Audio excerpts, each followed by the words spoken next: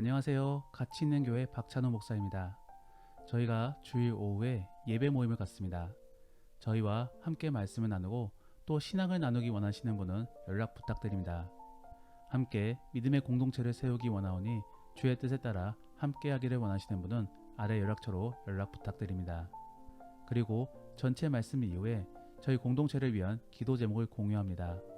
기도에 여유가 있으신 분들은 저희를 위하여 기도 부탁드립니다. 감사합니다. 2024년 4월 11일 누가복음 16장 19절부터 31절까지의 말씀을 가지고 함께 묵상과 기도 그리고 나눔의 시간을 갖겠습니다. 먼저 오늘 본문 말씀부터 함께 듣겠습니다.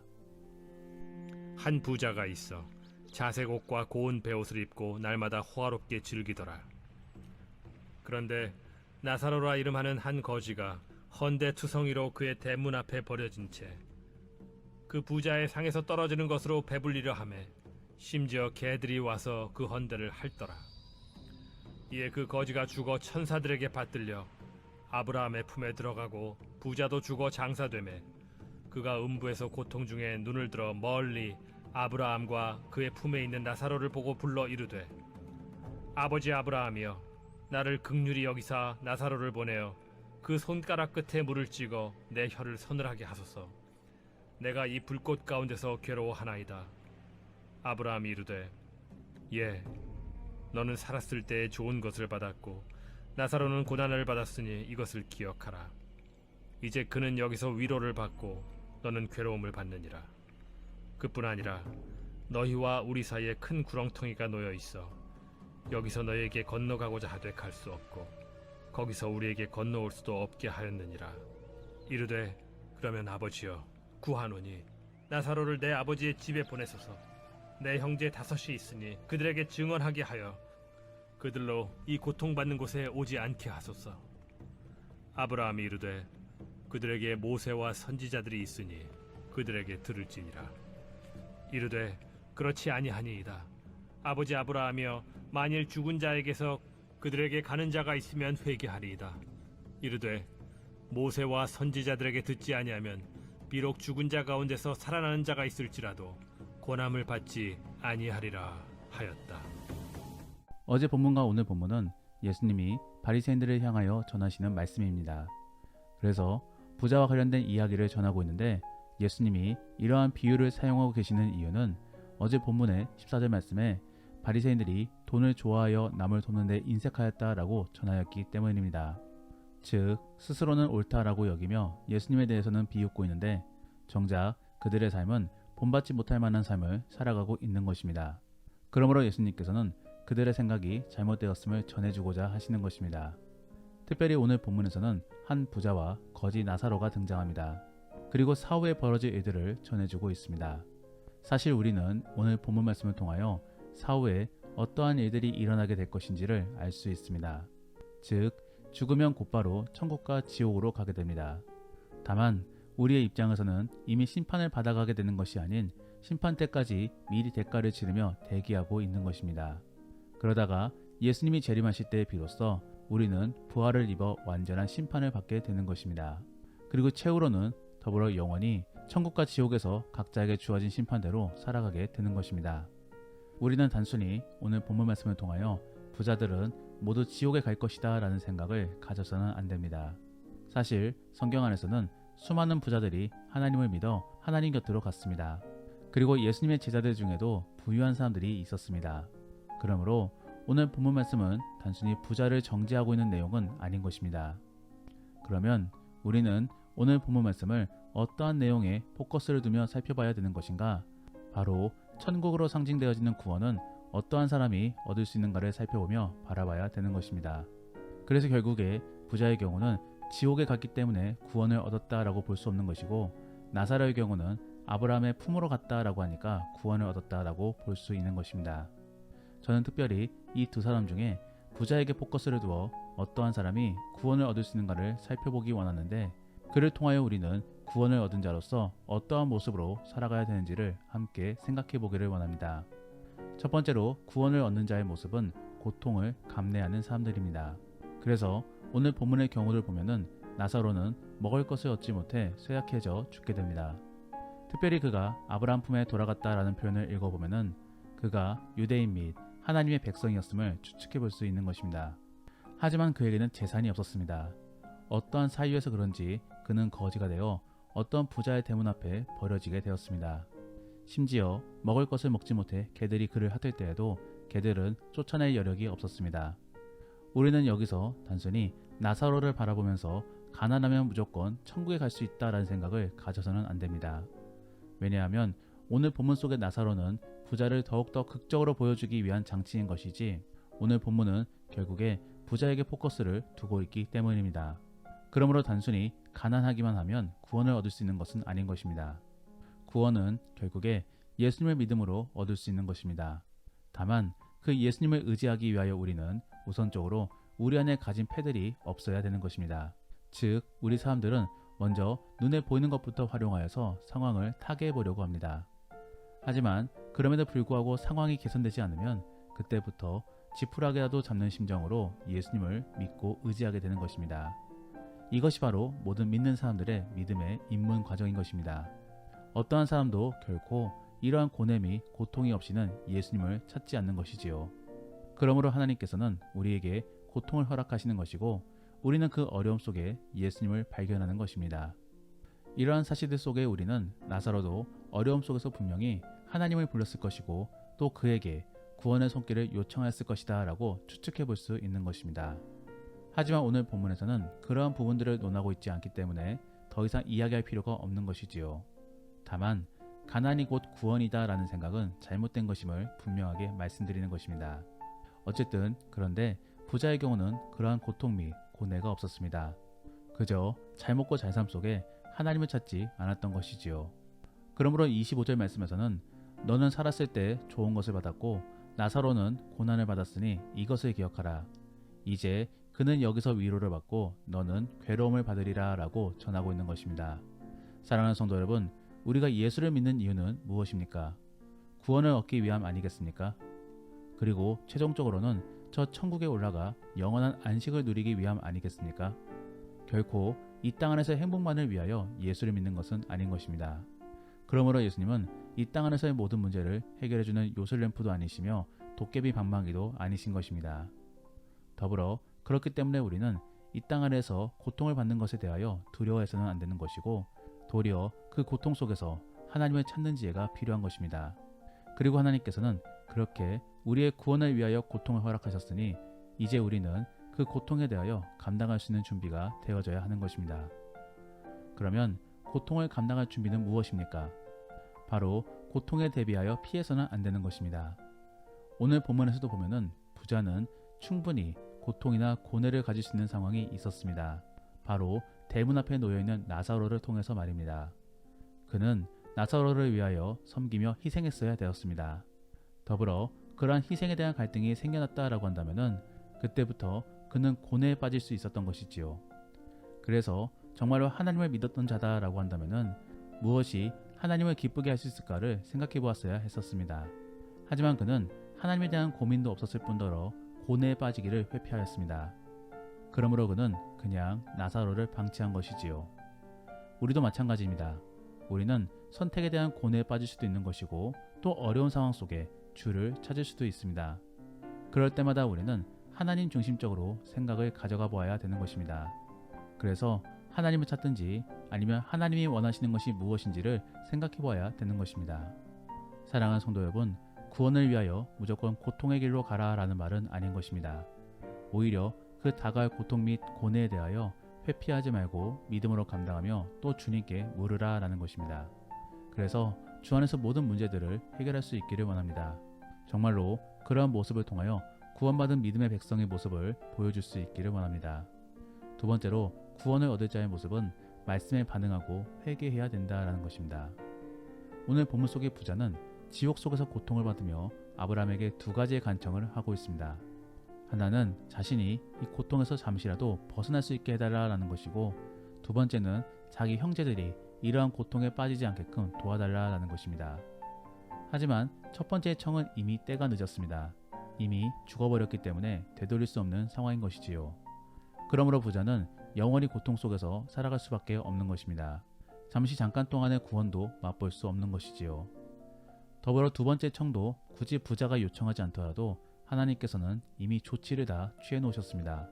바로 말씀을 통해서 말입니다. 그러므로 오늘 본문의 29절 말씀에서는 그들에게 모세와 선자들이 있으니 그들에게 들을지라 라고 전해주고 있는 것입니다. 결국 구원을 얻을 수 있는 방법은 말씀밖에 없습니다.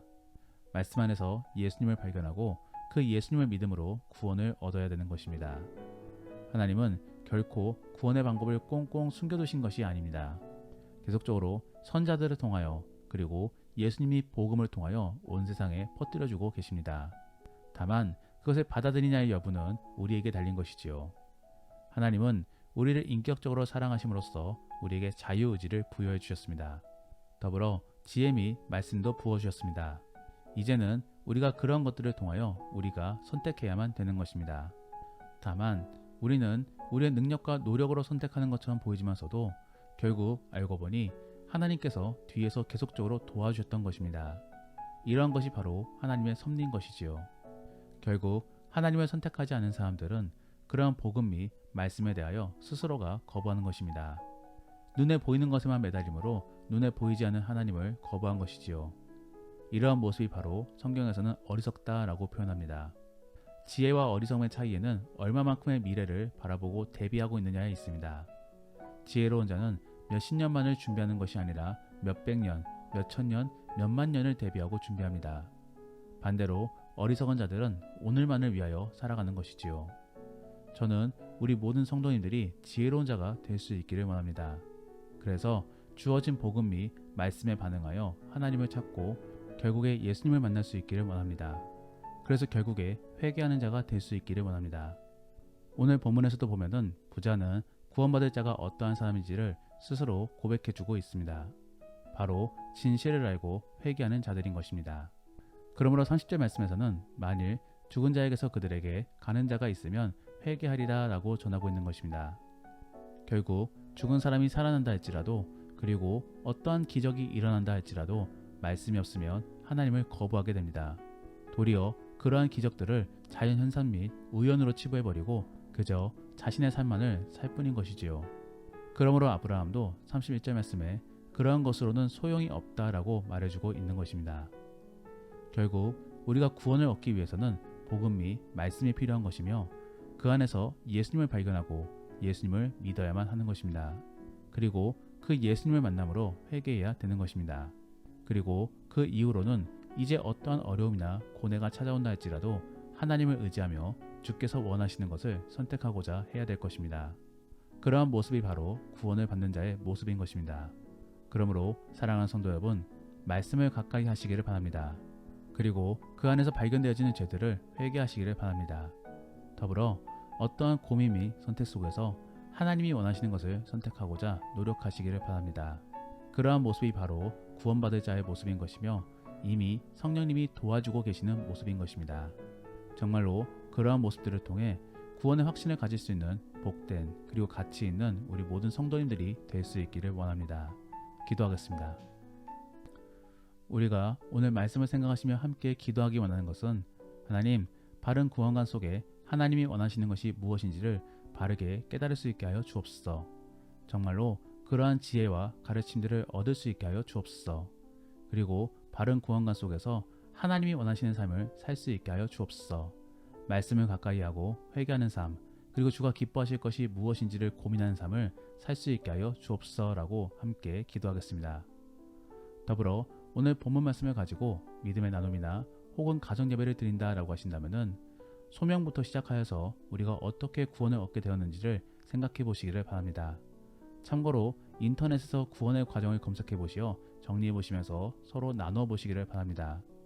그리고 오늘 본문 말씀을 다시 한 번 더 생각해 보시며 구원을 얻을 자들은 어떠한 모습을 갖고 있는지를 나누어 보시며 내 안에 어떠한 모습이 필요한지를 한번 나누어 보시기를 바랍니다. 그러면 이제 주님과 함께 깊은 대화의 시간을 갖겠습니다. 오늘 하루도 주 안에서 승리하시기를 바랍니다.